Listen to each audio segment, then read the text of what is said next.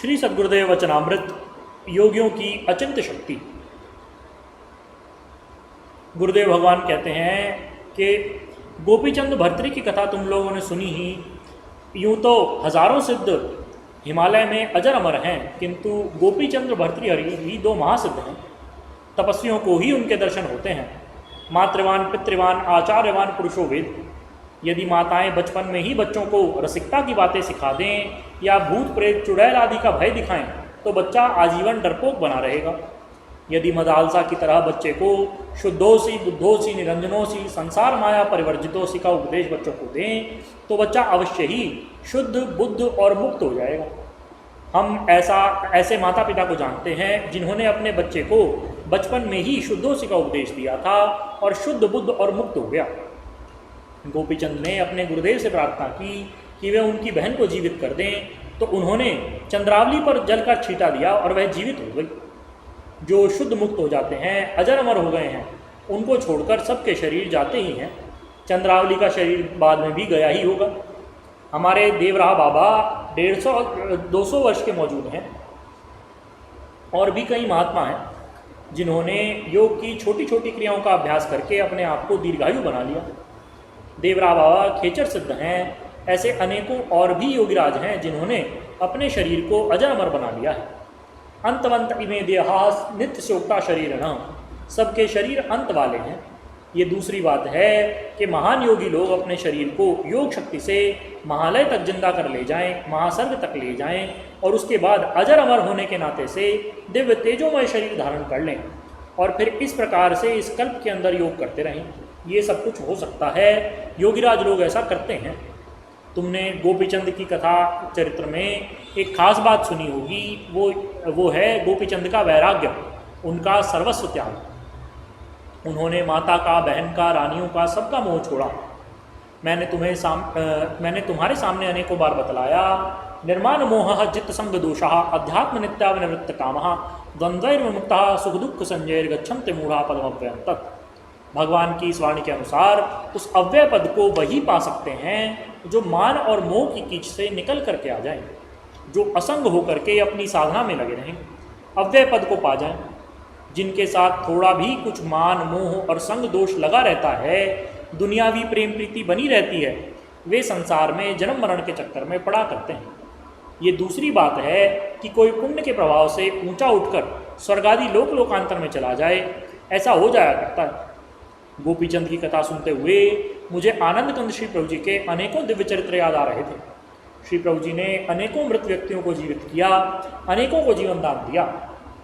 मुझे इस समय कई घटनाएं याद आ रही हैं, तो तुम्हें उनमें से एक घटना सुनाता हूँ जिसका संबंध मुझसे भी है, ब्रह्मचारी गोपालानंद जी से भी है। ब्रह्मचारी गोपालानंद जी और मुलखराज जी एक दिन अमृतसर आए थे। गोपालानंद जी ध्यान से उठने के बाद बार बार कह रहे थे कि प्रभु आप ही हैं। मैंने कहा भाई जी कि आप क्या कह रहे हैं? वो कहने लगे हम प्रभु जी की महिमा कह रहे हैं, तुम्हारी उम्र कम है, शायद तुम्हारी समझ में ना आएगा। मैंने बड़ा हट किया कि भाई जी आप बतलाएं कि ऐसा क्यों कह रहे हैं। तो भाई जी ने कहा कि आज श्री प्रभु जी ने माणिक चंद दलाल की बीमारी अपने शरीर पर ले ली है। यदि प्रभु जी उसका संस्कार अपने ऊपर ना लेते तो कल उसकी मृत्यु हो जाती। मैंने ऐसे परिवार में तथा संस्था में अध्ययन किया था जहाँ सत्य बोलना ही सिखलाया गया था। तो मैंने जो सत्य मुझे लगा वही कहा कि मुझे इस बात पर विश्वास हुआ ही नहीं कि ये कैसे हो सकता है, भोजन कोई करे और पेट किसी का भर जाए। ब्रह्मचारी गोपालानंद जी ने कहा कि तुम ऋषिकेश आश्रम जाकर के ही तसल्ली कर लो। मैंने ऋषिकेश जाकर माणिक चंद से पूछकर सारी हकीकत जानी। इस प्रकार पंडित नंदलाल को भी लाहौर में श्री प्रभु जी ने जीवन दान दिया था। ये घटना भी मैं कई बार अपने व्याख्यानों में बता चुका हूँ। मुझे अखिलात्मा भगवान श्री कृष्ण चंद्र के दिव्य चरित्र याद आ रहे हैं। एक बार योगेश्वर भगवान श्री कृष्ण यमुना किनारे गए, गाय चराने के लिए गए हुए थे, जंगल में घूम रहे थे। यमुना किनारे आकर के देखा कि सब ग्वाल बाल और गायें मरी पड़ी हैं। भगवान ने उन सबको देखा और अपनी अमृत वर्षिणी दृष्टि से सबको जीवित कर दिया। वीक्षतान वै तथा भूतान कृष्णो योगेश्वरेश्वर ईक्षयामृत वर्षिण्या स्वनाथान समजीवयत। योगेश्वर श्री कृष्ण ने उन ग्वाल बालों तथा गौओं को अपनी अमृत वर्षिणी दृष्टि द्वारा जीवित कर दिया। ये था उनका योग ऐश्वर्य। ब्रह्मा जी को शंका हुई कि ये परमात्मा नहीं हो सकते। उन्होंने इनकी परीक्षा लेने की दृष्टि से इनकी गौओं तथा ग्वाल बालों को चुरा लिया। भगवान ने देखा कि मेरी सारी गायें, सब ग्वाल बाल गायब हैं। ब्रह्मा जी की हरकत को वे तुरंत समझ गए। अपनी योग शक्ति से काय निर्माण से उतनी ही गौएं और ग्वाल बाल उत्पन्न कर दिए। किसी को इस रहस्य का पता भी नहीं चला। एक विशेष बात और हुई कि इन बछड़ों को गायें पहले से और ज़्यादा प्यार से चाटने लगी। भगवान की इस अलौकिक योग शक्ति को देख करके संसार वालों ने उनकी पूजा अर्चना शुरू की, क्योंकि उनकी मदद पर हम हो जाएं और हमारे दुख दूर हो जाएं, इसलिए शुरू की। हम लोग आनंद कंद श्री प्रभु जी का आरती पूजन करते हैं ताकि उनकी कृपा हम पर हो जाए और हम दुख और संकटों से छूट जाएं, या हम इनकी कृपा से योगी बन जाएं। संसार में कोई नेता किसी के पास पहुंचता है, यदि उसकी ऊपर तक थोड़ी बहुत पहुंच है तो लोग उसका सम्मान करते हैं कि ये तो मंत्री जी हैं, हमारा काम कर देंगे, करा देंगे। उनके पीछे पीछे लोग चलते हैं, उनका मान सम्मान स्वागत करते हैं, क्योंकि राजकीय शक्ति उनके साथ दिखाई पड़ती है। रुक्मिणी हरण के समय सेना युद्ध में लड़ते हुए राजाओं को तंद्रा आ गई। ऐसा क्यों हुआ? योग शक्ति के कारण। भगवान ने जयद्रथ वध के समय भी अपनी योग शक्ति का प्रयोग किया। पहले चारों तरफ अंधकार करके फिर तुरंत सूर्य को प्रकट किया। इसी का नाम है कर्तुम अकर्तुम अन्यथा कर्तुम सर्वथा शक्तः। बृहद्रथ वध के समय भी भगवान का योगैश्वर्य ही दिखता है। ब्रह्मचारी विनयेषु शक्तिमाधातुम समर्थो भवति। रुक्मिणी हरण के समय भदनी सेना में अद्भुत शक्ति भर दी। मैं दिन रात अपने व्याख्यानों में बताता हूँ, अदीनः श्याम शरदः शतम। योगी का जीवन शक्तियों से परिपूरित रहता है। शक्ति वाले शक्ति तो देते हैं, किंतु आसुरी वृत्ति से शक्ति एक दिन नष्ट हो जाती है। वाणासुर को अतुलित बल मिला। समाधि में बैठे भगवान शंकर को भी हिला दिया। मेरे साथ लड़ने वाला पैदा करो। उषा हरण के समय भगवान ने उसकी सारी भुजाएं काट काट कर उसे शक्ति से शून्य कर दिया। देखो, शक्ति तो मिल जाती है, किंतु पराई शक्ति से गुजारा कब तक करोगे? सर्वम परवशम दुखम। दूसरे की शक्ति से कब तक काम चलाओगे?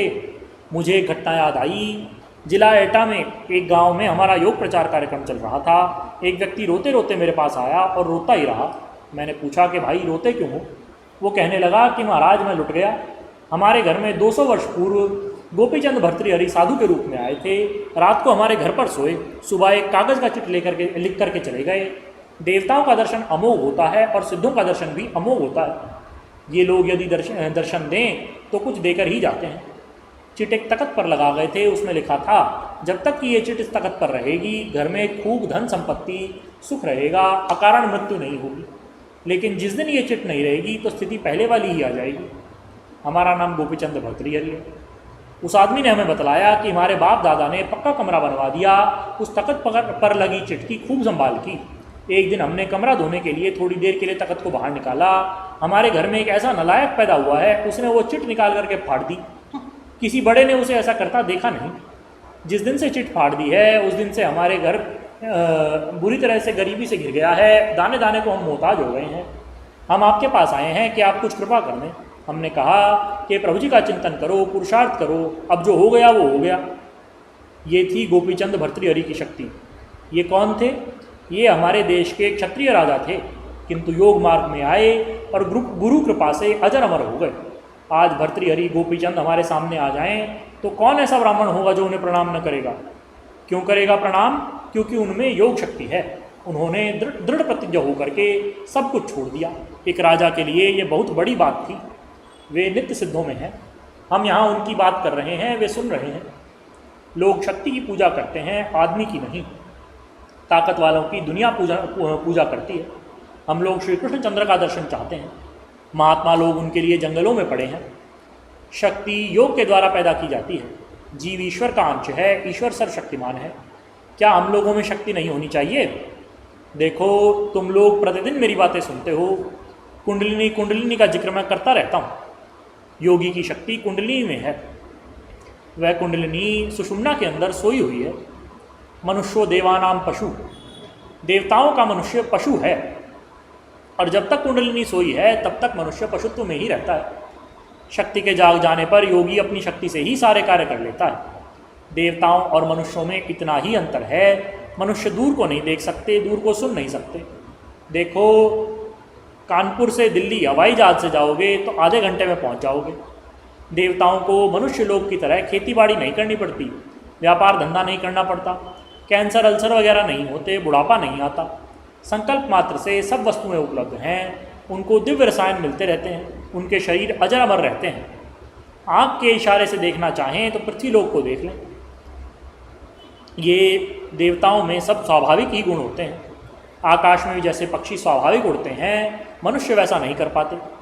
देवताओं में ये ताकतें जन्म से ही होती हैं। इसलिए एक बात को समझो, पराधीन सपने हूँ सुख नाही। दूसरे की पराधीनता में कभी सुख नहीं। दूसरे से शक्ति और वरदान प्राप्त करके भी बड़े दिन तक गुजारा नहीं चलेगा। योग एक ऐसी चीज़ है जिसमें किसी से वरदान लेने की आवश्यकता नहीं। योगी अपनी शक्ति के खुद मालिक होते हैं। कर्तुम अकर्तुम और नथा कर्तुम की ताकत वाले होते हैं। महासिद्ध होकर जंगलों में बैठे हुए हैं। मैं तुम्हें ये बताता रहता हूँ कि योगी की क्या क्या ताकतें होती हैं। योगी भर्तृहरि गोपीचंद की तरह अजर अमर होकर पृथ्वी पर विचरण करते रहते हैं। तुम लोग श्री प्रभु जी के चरण कमलों में आए हो, उनकी शक्ति क्या है मैं तुम्हें बतलाता रहता हूँ। तुम ये न सोचो कि वे मूर्तिमान मूर्ति हैं, वे हिमालय में अब भी हैं ही हैं। निर्माण काय से 16 शरीर बना करके योग विद्या का प्रचार करने आए थे, ये भूलना मत। देखो, योग ही शक्ति प्राप्ति का साधन है। भगवान श्री कृष्णचंद्र, रामचंद्र, विष्णु जी, दुर्गा और आनंद कंद श्री प्रभु जी सब महायोगेश्वर हैं। प्रभु जी कहा करते थे, भांडे मिले तो चौंधे, कि पात्र तो मिले किंतु फूटे हुए मिले। सिंघनी का दूध सोने के ही पात्र में टिकता है। हमारे बच्चों पर गहरे गहरे शक्तिपात हुए, किंतु बात वही, भांडे मिले और चौंधे। मुझे एक बात याद आई, हमने अपने एक बच्चे विद्याराम को, जो आजकल कुंडौल आगरा में रहता है, योग दीक्षा दी। बड़ा ऊंचा ध्यान चला उसका, बड़े बड़े दिव्य अनुभव उसको होते थे। वो सोचने लगा, ध्यान तो जब देखो तब लग जाता है, बस देखो 2-4 दिन ध्यान में ना बैठें। इसके बाद ध्यान में बैठा, ध्यान लग गया। फिर महीने 2 महीने ध्यान में नहीं बैठा, उसके बाद बैठा तो फिर भी लग गया। साल 6 महीने छोड़ा, फिर भी लग गया। किंतु फिर उसने 2 वर्ष तक अभ्यास नहीं किया, उसके बाद ध्यान में बैठा तो ध्यान नहीं लगा। कुछ वर्ष बाद हमारा योग प्रचार कार्यक्रम हाजीपुर में चल रहा था। वहाँ पहुँचा और कहने लगा कि गुरुजी मेरा ध्यान नहीं लगता। मैंने पूछा क्यों नहीं लगता? उसने सारी बात बतला दी। उसकी बात सुनने के बाद मैंने कहा कि भाई, ध्यान ने गलती करी जो लगता रहा। महीने 2 महीने तुमने ध्यान छोड़ दिया था तो उसने भी तुम्हें छोड़ देना चाहिए था, किंतु उसने गलती की। पर अब उसने तुम्हें छोड़ दिया है, तुम्हें भी ध्यान की जरूरत नहीं। ये क्या हुआ? भांडे मिले पर चौंधे। पतंजलि जी महाराज ने अष्टांग योग का उपदेश क्यों किया? इसलिए कि साधक पात्र बन जाए। देखो, यम नियम के पालन की आवश्यकता क्यों है? गुरु के पास थपेड़े खाने की आवश्यकता क्यों है? वो इसलिए कि वे उसको संभाल कर ठोस भर देंगे और पतन से आगे निकाल लेंगे, कुसंपर्कों में नहीं जाने देंगे। श्री प्रभु जी एक बार गोपालानंद जी को ध्यान में स्वर्गलोक ले गए। वहाँ वे नाच कूद देखने लगे। प्रभु जी छिप गए। ब्रह्मचारी जी कहने लगे कि प्रभु आप कहाँ हैं? प्रभु जी कहने लगे कि या तो मुझे देख ले या इनको ही देख ले। कहने का अभिप्राय कि एक तरफ माया और दूसरी तरफ श्री प्रभु जी। प्रभु जी उन्हें चट वापस ले आए। इसलिए जब तक मनुष्य गुरुदेव के नियंत्रण में नहीं रहता तब तक ठीक नहीं रह पाता। इसलिए यम नियमों की साधना करनी चाहिए। हम तुम्हें बताते रहते हैं कि एक भी यम नियम का पालन करोगे तो योग की ओर निकल जाओगे, यदि सारों का पालन करोगे तो योगी बनोगे। इसलिए ठोस भांडे बनो, अपने आप को नियंत्रण में रखो। स्त्री पुरुष की शक्ति होती है, दुर्गा से उत्पन्न हैं स्त्रियाँ। यदि घर में पति पत्नी में प्यार है तो सुख संपत्ति रहेगी। जहाँ बराबर लड़ाई रहती है वहाँ बीमारी, दरिद्रता और दुख घर में रहा करते हैं। जहाँ पति पत्नी का परस्पर प्रेम रहता है, मनु महाराज कहते हैं सर्वम तद रोचते कुलम, उस कुल में सुख समृद्धि रहती है। पत्नियों को पति की पूजा करनी चाहिए और पतियों को भी उन्हीं से प्रेम करना चाहिए। इस प्रकार से गृहस्थ में भी पति पत्नी योगाभ्यास में आगे बढ़ सकते हैं। बस मेरी इन बातों को सुन करके अपने आप को योग मार्ग की ओर बढ़ाओ। सर्वशक्तिमान अवश्य अवश्य तुम्हारी सहायता करेंगे। बार बार आशीर्वाद। बोलिए श्री सद्गुरुदेव भगवान की जय। परम प्रभु श्री रामलाल जी महाराज की जय। योगीराज अनंत स्वामी श्री चंद्रमोहन जी महाराज की जय। श्री सदाशिव भगवान की जय। श्री वृंदावन बिहारी लाल की जय। श्री शंकर भगवान की जय। हर हर महादेव।